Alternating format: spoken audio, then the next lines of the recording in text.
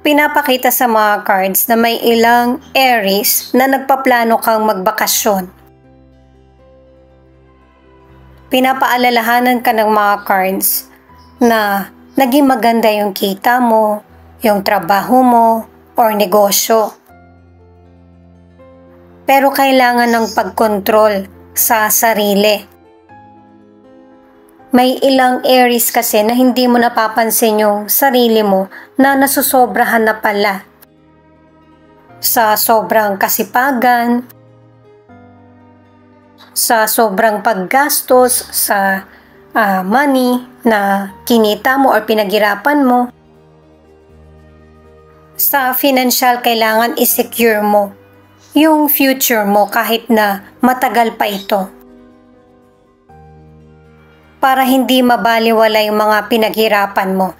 At saka meron ding person na mananamantala. Pwedeng kakilala mo ito or nakilala